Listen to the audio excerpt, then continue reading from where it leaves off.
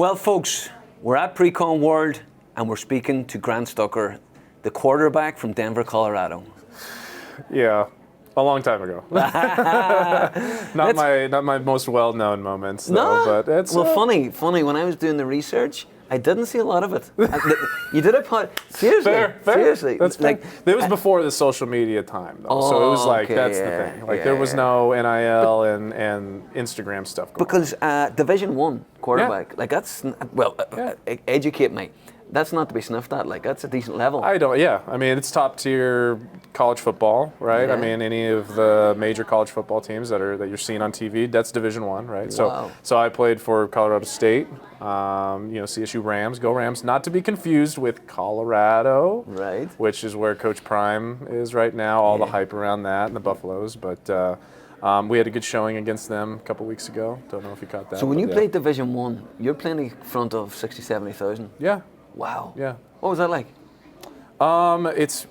You really wish that you could revel in that moment, but there's so much that you're thinking about with just how to execute what's going on and the defense in front of you and the reading all of that you just get more focused on the executing your assignment rather than just like taking a look around and being like, wow, this is pretty incredible. Do you regret that? Not I wish I could have. Enjoyed it a little bit more? I could have had that moment to say, wow, this is something else, you know. And like obviously, you get older, and like people that are older at the time tell you like, just enjoy the moment, right?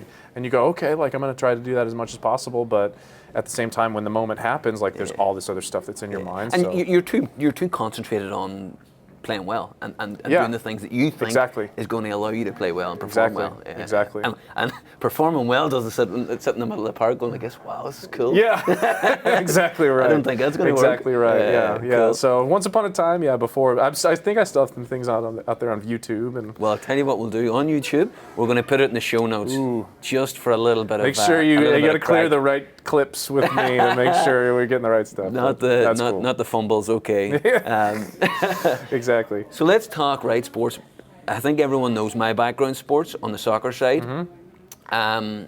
You pick up a lot from sports. Yeah. What do you think are the main things, the main takeaways? There's a lot of things I haven't taken on from sports because I've realized now I'm a little bit older. They weren't always good for me. Mm-hmm. But give me the good things. I think the most important impact from sports on me is just like adversity and resiliency. That I think as a younger professional that I still kind of consider myself as, I mean, I'm 36 right now, so I think I'm still on the younger side of it, is I learned from an early age in sports, just adversity, pushing through, making sure you have an end goal in mind, and understanding how to become resilient, because as you come into the professional world, things are not going to go your way all the time, and how are you going to handle those kinds of things, right? And so I feel like sports has always taught me look towards the next play, look forward to trying your best on the next one. Don't worry about what's happened in the past. And so every team that I've been a part of since, it's mostly been don't dwell on what just happened. Let's figure out how to fix it. Let's problem solve this. Let's be a team, and let's drive towards a common goal. So I think overall it's the learning how to deal with adversity and resiliency is probably the number one. That would definitely stand you in pre-construction and estimate. Hey, there you are. Oh my God. Here I am. Every day you're getting battered. I know, exactly right. So that then obviously graduated, went straight into Saunders, 12 years, started on the operations side. Yeah.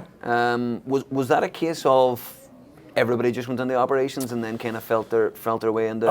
Kind of. I think at the time that was 2010, 2011, kind of on the tail end of that recession time frame, and I was just trying to look for work, to be honest with you. Nobody was really hiring at that stage. I mean, CSU had a great CM program, construction management program, and up to that point they were 100% job placement. Yeah. But then the recession happened and it was not 100% job placement, so you're kind of on your own now. So I got an actual post-grad internship with Saunders at the time, so they gave me an opportunity, and I got that job through knowing somebody who knew me, and they were like, hey, you should just his kid used to play in sports, and he's resilient guy, so you may like to see what he has to offer. So I got a post-grad internship.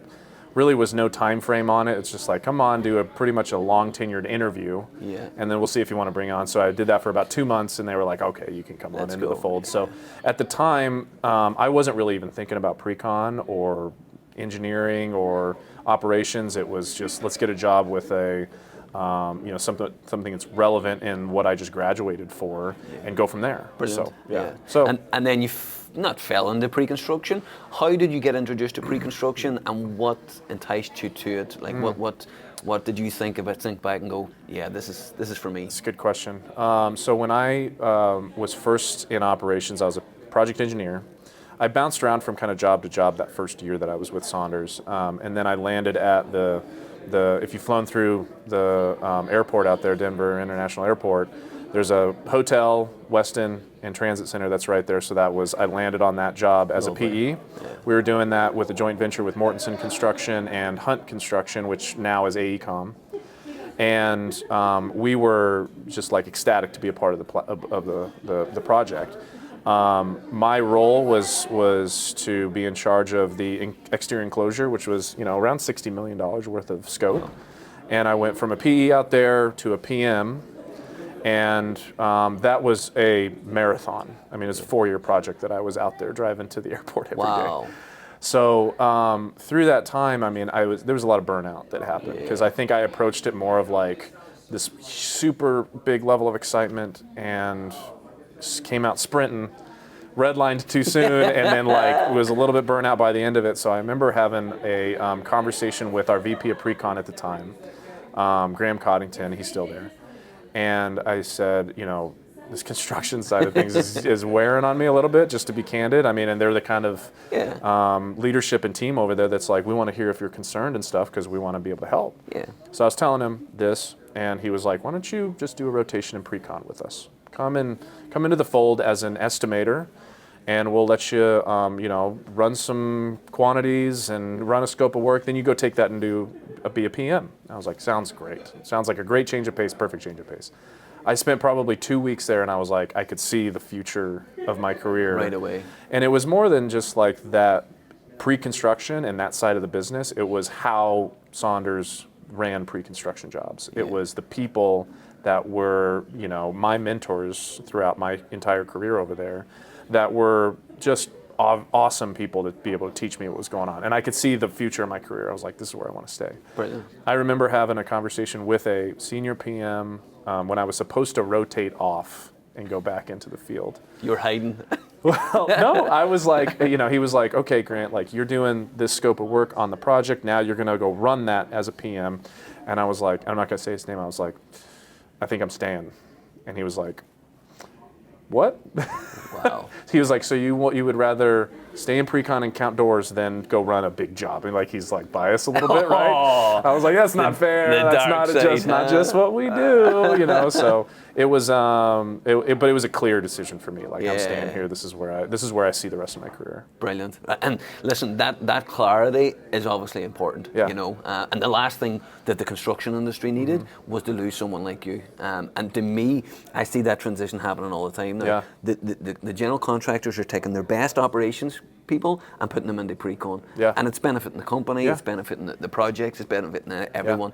So massive kudos to Saunders to see that as well. Yeah. So let's discuss the future of pre-construction. Obviously you went to Saunders. You now have transitioned to Beck. Yeah. So I spent 12 years at Saunders. Yeah. I spent 8 years in the Precon department. You want me to go through the whole purchase of Destiny and the Beck Tech kind of things too as well? I think that's important as well. Yeah, because there's obviously an intro to Beck Tech at some point in time. We weren't always Destiny users. We had, my previous company had purchased the software about 5 years ago. Cool.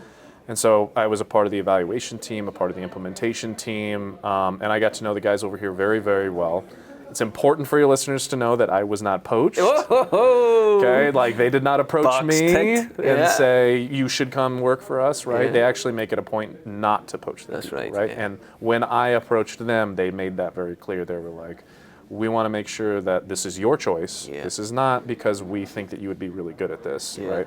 And so got to know Stuart, got to know Doug Maiden, a lot of good shout outs to those guys that walked us through the implementation side of things.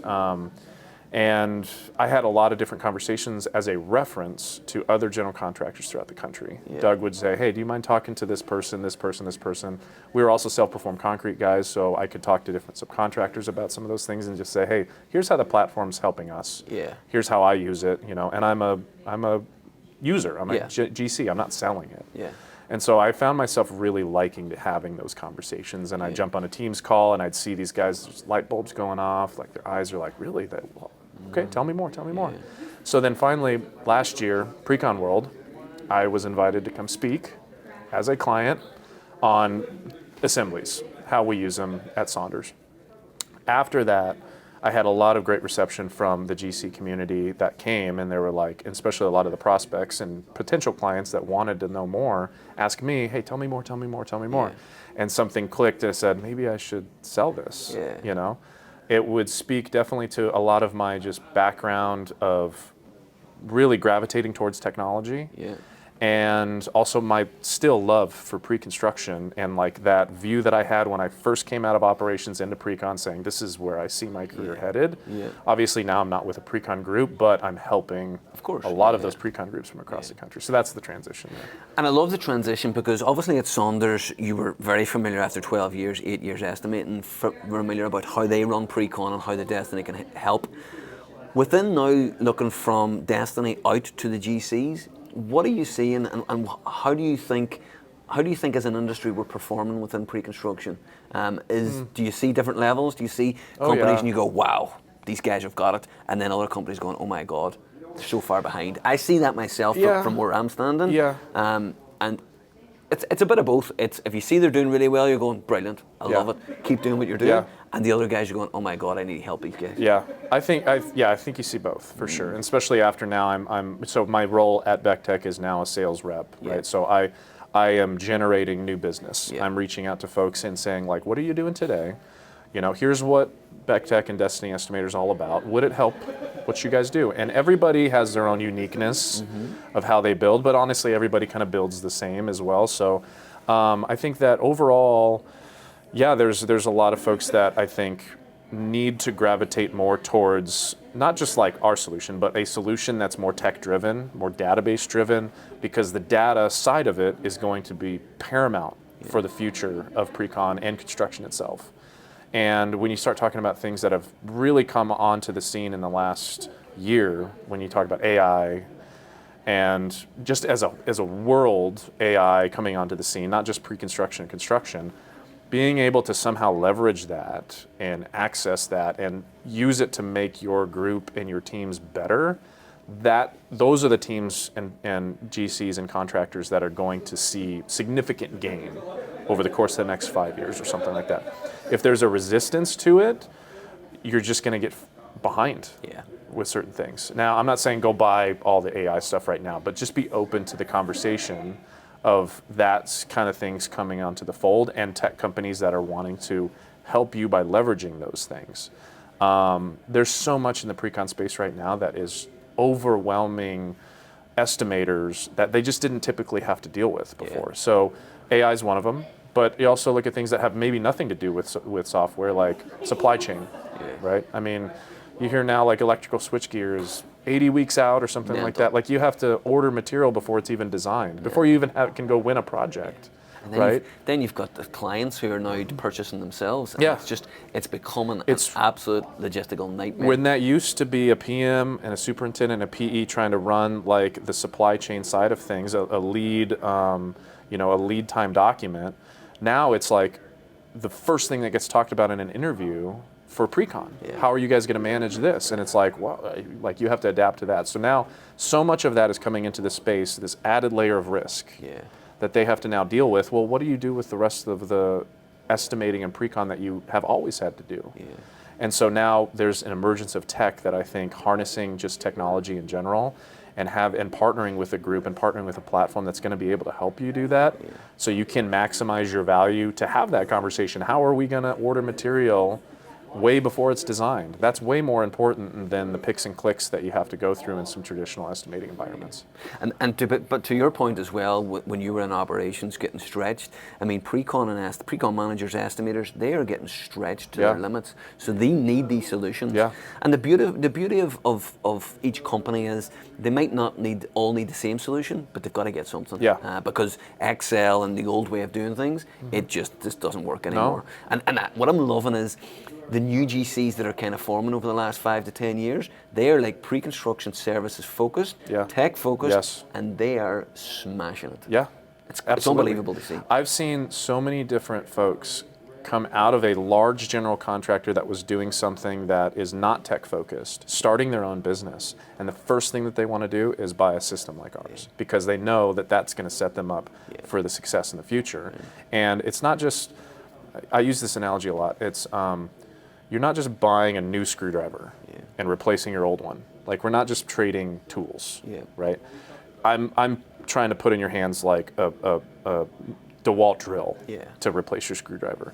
Now, that's going to cost a little bit more, but it's going to make you so much more efficient, make you so much more productive. I'm going to constantly give you refilled batteries to make sure that it never runs out of juice. I'm going to give you sharpened tools to make sure the maintenance of it is going to always be performing at the level that you need it to perform. Now it's like I can start cranking through these estimates and start winning more work, and now the software is self-sustainable and it's paying for itself. So, and then that allows the estimators and the Precon managers to do what they are best at. Bring in their value. Unbelievable. I mean, when we put our resumes together to pitch to a client and say, here's why you should hire me. Well, what are the things that are put onto that resume? It's because I have experience X, Y, and Z for the last however many years. That's your value that you're bringing to the table.